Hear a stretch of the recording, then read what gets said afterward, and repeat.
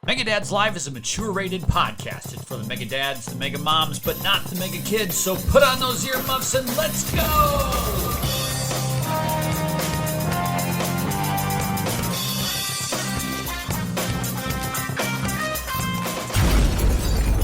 What's up, everybody, and welcome back to another exciting episode of Mega Dads Live. I am one of your hosts, Antonio, aka Hypecaster, and I am here with my best bud, Clay, and we're talking about a game today it's really like D&D brought to life. Like it's one of these CRPGs where you have an isometric view and you're like going through a game, but it's like resembling tabletop D&D. So, Clay, have you ever played D&D in real life? Like, I'm in the mind.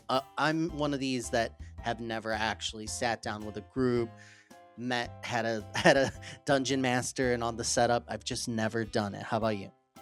I also have never done it. It's always been something I've wanted to do, and I remember vaguely in college trying to find somebody who was into it and didn't have much luck. And so fortunately I've never played it. I'm very into the tabletop scene and have played a lot of board games and played things similar at times, but I've never actually sat down and fully played through D&D, unfortunately, which bums me out. I'd love to do it. It's intriguing, like all the systems and dice rolls, and like you can do anything that your mind that comes to mind, as long as it's within like the world. Like there are books about, oh, this item exists and it does these things. So like, you know, there's a stat, like everyone just keeps building an imaginary like lore together, and that's all intriguing. You know, it's obviously a very deep game, very like creative, and I've always wanted to do it, but like it's hard. Like I've considered doing it like online with people, where it's like, oh, let's all get together on webcam, and you know, people do that, but just that experience of being there with people, it's always seems so cool. I'm like, man, I'd like to like try that one day and like really get into it, because I feel like it'd be fun. But this game is like definitely like that, and it's a unique game in a lot of ways. It's really good. The follow-up question to that, to see like, is lore in games super important to you? Like when you play your RPGs, do you like read the books and all the text and enjoy like the history and like the backstory? I mean, all RPGs do this, but some do it more than others. Is that something you like, and like you sit there and you get into it and it adds to the game for you? Or one of them's like kind of skips like the deep lore of like RPGs? It's a great question. I don't know. I'm mixed on this one, which is weird. I think it's cool and I appreciate it, but I think more often than not, I just find myself just trying to get through dialogue, trying to get through. If I open a book in Skyrim, I'm not sitting there and reading every page of it.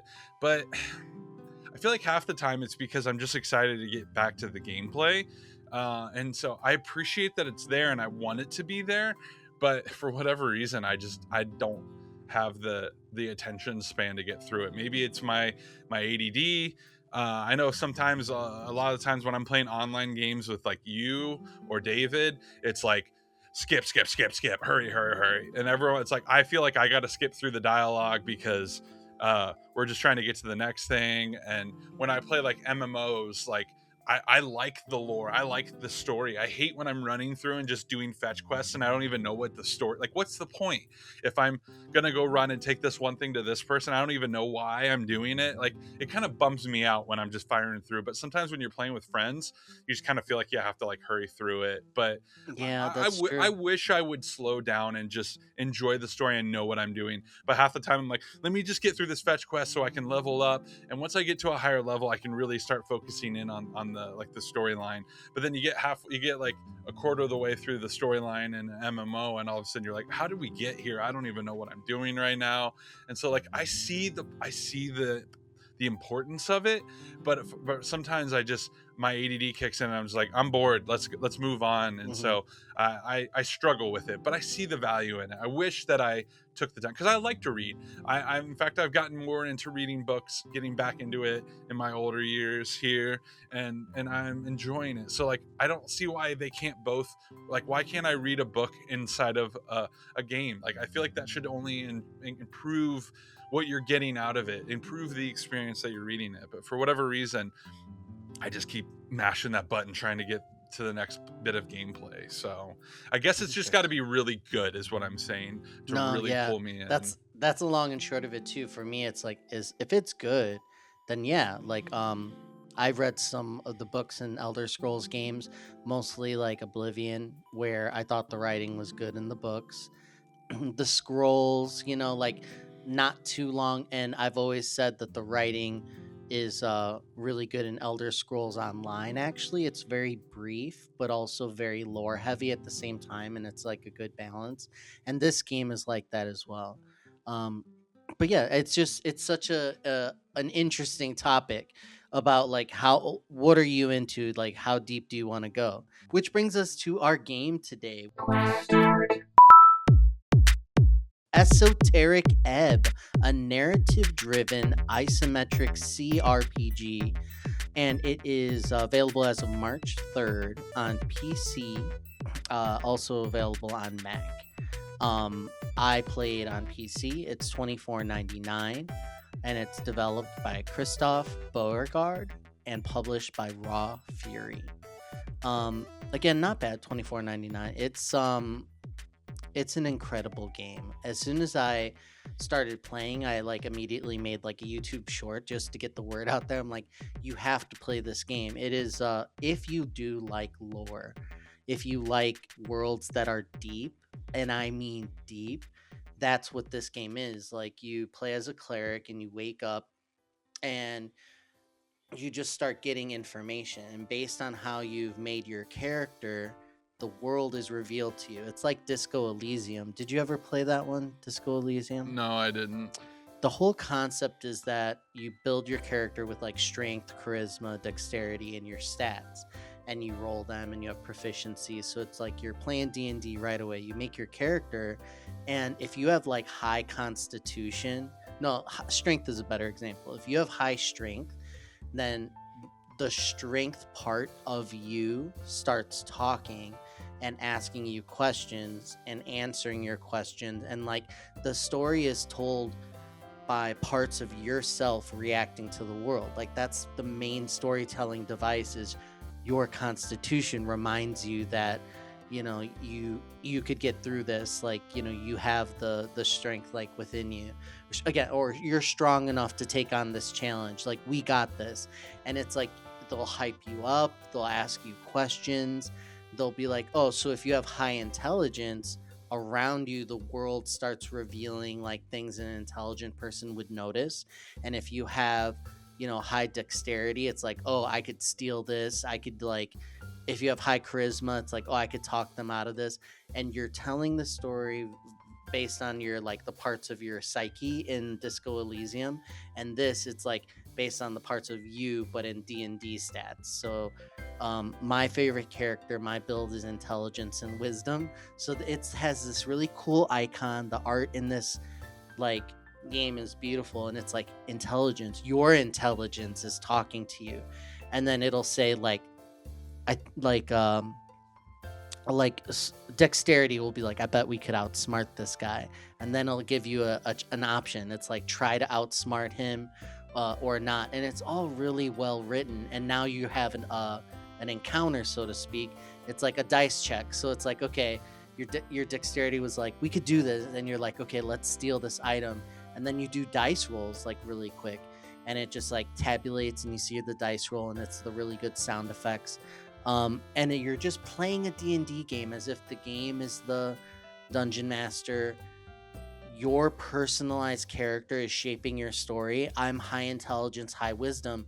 So the game is like giving me, like, it's like, do you want to learn more? And you click the button, and it's like, yes. And then the lore is so heavy in this game. It'll say, uh the name of such and such people came about in the fourth era, and it's like, do you want to learn about the fourth era? And you click the button, dice check. It's like, yeah. And then like more information comes, so you could go deeper and deeper if you want to. And some of them are just like, oh, there's a zombie, and it's like, do you want to mess with it? And then your strength is like doing like a battle. It's there's no voices, it's all text, but it's saying like, he lunges at your throat. He's like, oh, you slip on an apple. He's like, and then it's like, you do a dice roll. It's like, do you catch the zombie and like break its arm and like spin around, or do you fall like awkwardly on the floor? And then you're like, the battle is like playing out, and they're writing it, so it's very like animated. um yeah, it's a very unique experience. Is this anything that would like ring your bell? Like, do you think that you would enjoy a game like this, like heavy text, your own psyche is talking to you, you know, you run into other characters, but really like majority of the game is like they're really interacting with parts of you? All right, so I'll be honest with you, dude. Listening to you talk about this, if I was just hearing what you're saying, I would tell you this does not sound like it would be enjoyable to me. But that being said, right here on my other monitor, I have the gameplay pulled up, and I'm watching some random person on YouTube play through it. Dude, this looks awesome. Like, it looks amazing. The it's actually, visuals, oh my god. yeah, and you have to see it to understand it. And so that's why if you're listening and this even sounds a little bit interesting, I would go look up some gameplay, because it's all about the visuals for it. Honestly, even just looking at it at the beginning, it's kind of like a top-down perspective, and you're like moving a guy around, and there's even that doesn't look that great to me. I'm like, I don't know about that type of perspective. But as soon as you go up and you start talking to people, and these text bubbles start coming up, and there's like each one of the like the what you were talking about, the different dexterity, they all have their own little like artistic representation. Oh dude, they did such a good job of making the dialogue look engaging. Yeah. And there's different colors for each thing, and so and the font they chose for this game is beautiful. And so like oh man, I'm here for it. Like, the more I'm looking at this, I'm like, okay, like the dialogue is the gameplay. And so earlier I was saying like, I don't like dialogue because I just want to get to the gameplay, but this is kind of the whole point, is the dialogue and your options. That is the gameplay. And so it does look like there's a lot of reading, which you have to be a fan of reading on this one, but it's done in such a way that it's just so, and the fact that strength and dexterity, like they have their own internal dialogue, is really unique. It's not something I'm used to seeing before, and so I kind of like that about it. But man, visually, there's a lot going on. There's a lot of icons. There's a lot of things to choose from, a lot of menus, and from what I can tell, stats and things. But man, yeah, this just looks really cool. I'm digging it, man. Like I said, this is not normally my cup of tea, but this actually has me a little interested. A little, you've piqued my interest. The visuals are fantastic, just period. Again, like Clay said, you got to see it for yourself. The cool thing about it is in motion, you know, things look different, and when you are able to zoom in and out, and that's not something that I had realized about the game like at first, and then I'm like, oh, okay, I get it. And like, there's more detail if you want it, and like, it's just every change in the perspective is beautiful. You're walking around these like, I guess, I don't know what to describe the visual style as, but it's peaceful, and the music is fantastic, and you're reading these like this text, and you're in these environments, and there's just beautiful music playing, and it's like you're just reading a fantasy thing in front of you. It's fantastic. It's a clever game. They approach like encounters in such interesting ways, because it's like, oh, this encounter is basically a verbal battle, and it's like, here's what's happening in the story. It's like, do you want to do option A, B, C, or D? And like, then it's like, okay, can you use your high strength to help you in this time? You know, can you rely on your charisma at this time? And it's like, can you fight a battle against your own fear? Like, cool stuff like that is just constantly happening where you walk up to a character and you don't know what's going to happen. It's not like in other RPGs. It's like, oh, we're going to fight this. We're going to fight this. We're going to fight this. It's like always some like story implication is like in all the gameplay. Like you're reading and it's like I read a book in the game and it's revealing so much about the wars that were fought, the political stuff that's happening, like you know, and it's all magic based. It's like there's wizards and like all fantasy stuff, and it's like this god like defeated this god on this plane, and then that gave rose to these people. Do you want to learn more? And then you're gaining experience. And then you're gaining experience. You're finding items. You're finding things to equip that give you +1 constitution, -1 dexterity. So they keep adding like layers to it, and everything matters because you're like, oh, if I take this item and equip it, my I could do other things in the world now that I couldn't before. So now a build of like when you start stacking your armor like actually makes sense. It's like, let me see what constitution is like now. And I'm just like, this is like really good. This is really um I don't know if I have any faults, because when you're in the mood to sit and read and get like deep fantasy story, like you play a cleric and it's like a mystery you're trying to solve. You can gain people to your party, so you meet people and like now they're like talking with you and helping you and stuff. What do you think? I'm watching this clip right now, and this the character, he walked up on a troll that's like sleeping. And so here are the options that you have. There are 9 options of what you can do. Number 1 is just a troll. Number 2, whisper, what do we do? Number 3, a cage. Should I sneak up and check it out? Number 4, how do I ambush the troll? Number 5, dexterity, DC 12, sneak closer. Number 6, yell at the troll. Wake up, foul beast. Number 7, I'll just talk with the beast. Number 8, clear your throat and speak politely. Good morning, troll. And number 9, I should go prepare first. Dude, that's so many options of different things you can do. Some of them are like similar things. I just love you can yell at the troll, you can talk to it, you can speak politely, you can ambush it, you can sneak around. Like, I love that. There's just so many different options there. Like, that's crazy. They are incredibly creative and deep in everything that they're doing.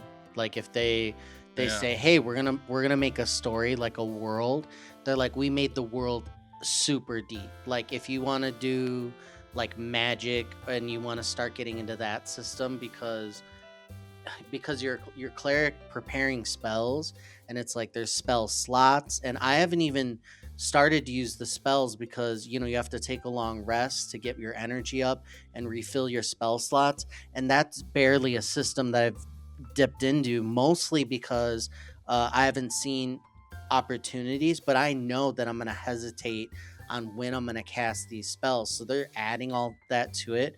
There's a detective story to it, and it's just like it's really deep. It's really good. Have they said how varying your maybe you already talked about this and I wasn't paying attention. Does everyone get the same experience in this game? Or I assume there's like branching paths of like, are there like multiple endings to this game? Can you end up with a completely different experience than somebody else? Or is it all very kind of similar and you just kind of can do things a little bit different, but it all kind of, do they say how many like branching paths there are or anything? Have you read anything about that? I don't think this is too much of a spoiler. So like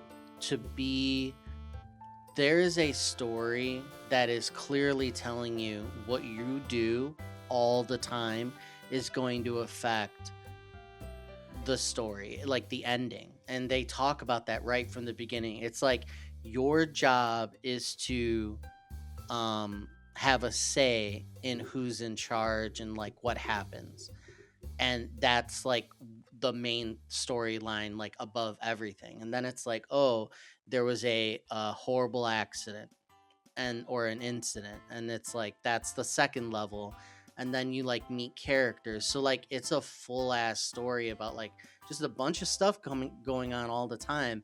And you run into someone, and then when you press the start button, your jaw will just drop, because it's just this beautiful menu, and it says your quests, and like it'll track it. And then it's like it kind of has a map, and it's like, here's the main story, and this story will eventually lead to 3 other story like threads. So even the way they're telling the story has like mini chunks of story, like there's subquests that are related to that quest.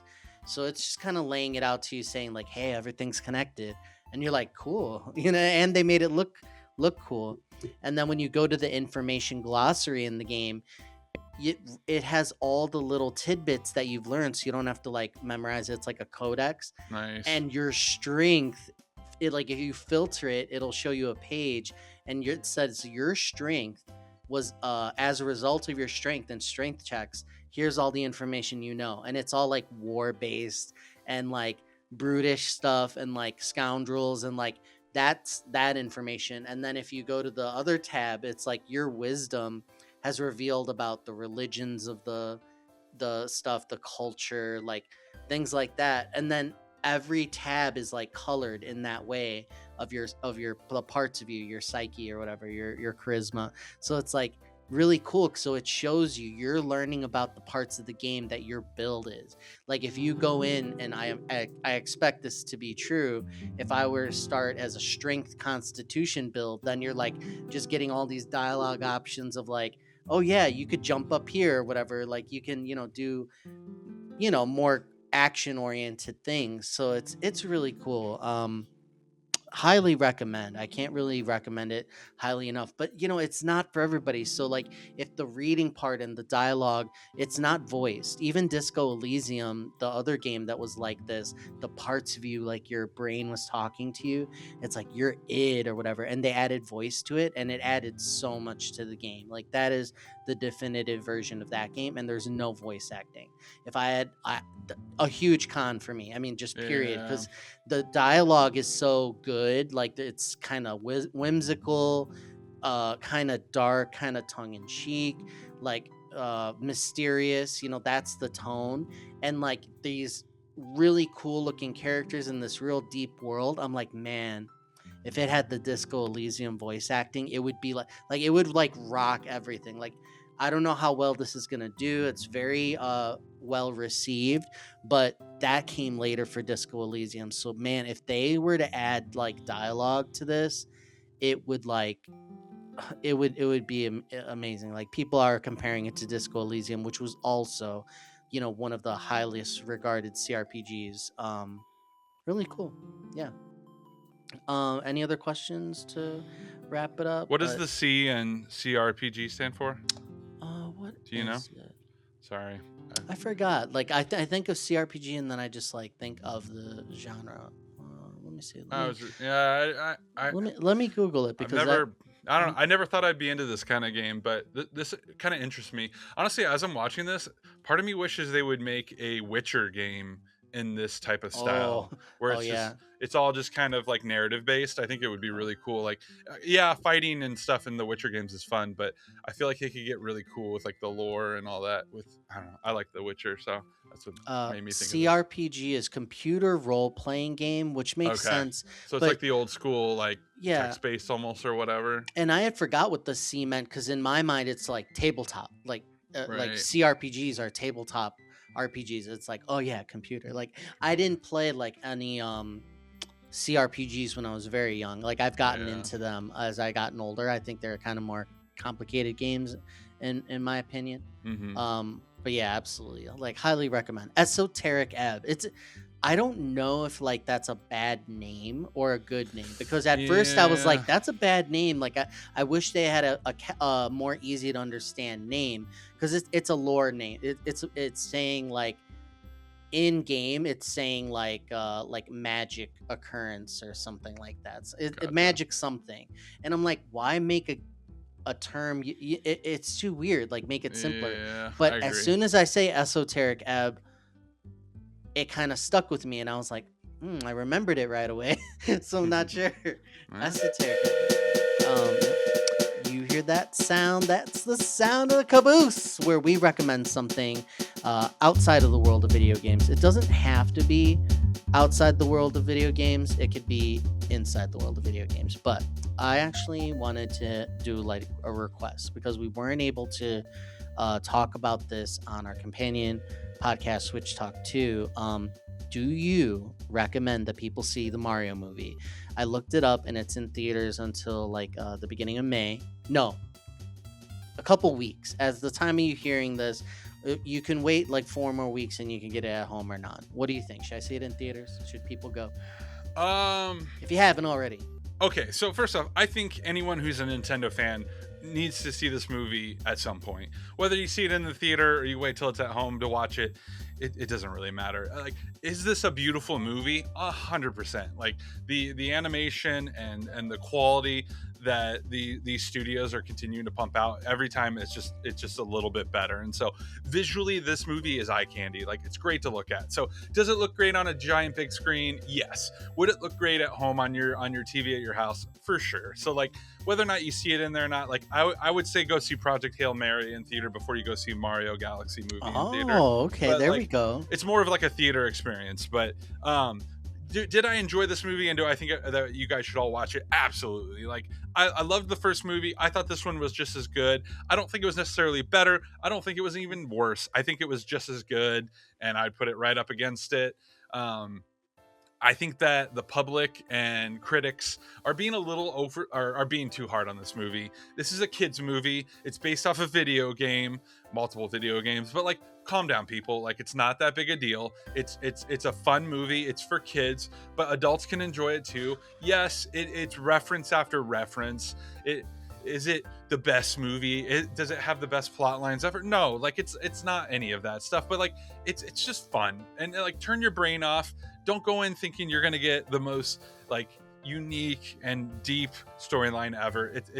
It's not that complex. But there's tons of references. If you love Nintendo, it's a great time. There's cool cameos. It's a great time, man. Like, I don't know why people are overly complicating this. Like, don't go in expecting too much, and you'll have a good time. I loved it. I'm a Nintendo fan. You're a Nintendo fan. It's a no-brainer. Kids will love it, even if they don't get the references. I had a lot of adult friends come up to me and be like, "So is this like from like a game?" Like, yeah, there's a game called Mario Galaxy. And a lot of friends were like, "Oh, I wish I had played that before I had seen this or whatever." I'm like, you don't really need to, though. Like, there's references and a lot of like nods to it, but it's not like they are like they barely even take a lot of the plot points from the game, I feel like. And so anyway, I had a blast. I hope they keep making these movies and continue to see the potential in them. And so yeah, I highly recommend it.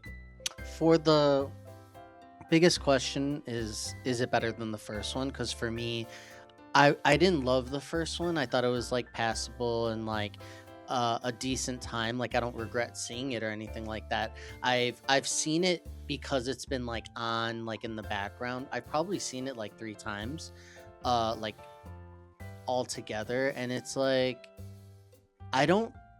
It's like it's not something I'm gonna reach for, like, kind of ever. Kind of like one of those. Would you say that this one is better or worse than the first one? Because if it's at least as good as the first one, that's fine by me. I've seen the mass populace saying it's not as good as the first one. What? How? I thought it was comparable to the first one. I wouldn't say it was better or worse, personally. Wow. The only reason I like the first one better is because it had Donkey Kong in it. Other than that, like, I like them, but I think they're both really well done. The first one's kind of got a different job, though, of like setting it up, the whole premise of this world and the rules of everything. And so this one, I felt like they didn't have to stay in that as much, but I don't know. I've seen a lot of reviews saying they like the first one more, but me personally, wow. I thought they were both equally as good. I thought this one felt tonally very similar to the first one, but didn't have to worry about setting up as much. That you kind of just like, you get into it and you get moving. And so I appreciated that they kind of hit the ground running with this one. They don't spend too much time like, let's take time and set things up. Mario has to learn how to do blah blah blah. It's just like they kind of just get thrown into it, which I appreciated. So, you know, one more thing, because we're on the topic and we're here and I want your reaction. Are you excited for the Zelda movie? I am. I'm excited just for there to be a Zelda anything. I'm a little skeptical. I'm hoping once we see a trailer, I'll feel a little bit better about it. I mean, the couple of stills that we've seen so far look okay. There's been a couple things leaks. always look better once they Right. once they put the like they really do. Like I've come to know that. I've seen so many like stills and set photos where I'm like this doesn't look good, but then you see it and I'm like, oh, that's really good. And then for me, I'm more excited for this than the Mario than the Mario thing. I think you just know it's gonna have some action, and like Zelda action is my action. I like that. Yeah, I think that I think it's gonna be 10 times harder for Nintendo to win over the mass populace of people with the Zelda. They're having a hard time getting the Mario movie to stick, and I feel like that's an easy like home run. They went with a really good studio that has a lot of animation experience. Is like, this should be a no-brainer. And obviously, dude, I mean, this movie specifically is selling like hotcakes. Like, it's having no problem performing well. Is it reviewing the best? No. But are kids wanting to go to the movie theater and see it? Absolutely. So like, this is an easy win. I think Zelda's going to be a harder sell. I think Really? kids are still going to want to see it. I still think it's going to sell really well. I think it's going to have a little more appeal with adults than the Mario movie does. I think there's probably some adults that look at this and go, that's for children, I'm not going to go see it. But I do think a lot of adults are going to see Zelda and go, ooh, I liked that when I was a kid. It's still kind of cool, even if you're not into playing like kids games. Like, you can still get away with Zelda. Like, you can play Zelda and still be cool. And so I think that but I think there's going to be a lot more scrutiny, and things like, should Link talk? Should like things happen? Blah, blah, blah. Like, there's going to be a lot of divisiveness, I think, with this movie, and so it's going to be a harder sell. And so I think they're up a creek on this one, and it's going to be a tall order. And I'm going in with low expectations. I think everybody else should, and just enjoy the fact that we're finally getting a Zelda movie after all these years. But I'm sure people are going to complain. There's going to be a lot of people who are probably going to like want to review bomb the movie, and it's going to be an interesting thing to watch of how this is received. But it's going to be a tough one, but I hope they pull it off. I'll be surprised if they do. It's too tall of an order in my opinion, but Wow. we'll see. No, now you got me thinking that it might be a tall order. Yeah, it could go either way, right? We never know. Stranger things have happened. Remember Sonic? How Sonic's all of a sudden like cinema to people. Yeah. Thank you everybody for joining us for another exciting episode of Mega Dads Live. Long-time listeners, first-time listeners, we love you. We thank you for listening to us and for participating with us. You can join the Discord. There is a link in the YouTube description, and please watch the YouTube for the gameplay to like check this out. It gives so much context to the games, especially for these visual heavy ones like Esoteric. Check it out.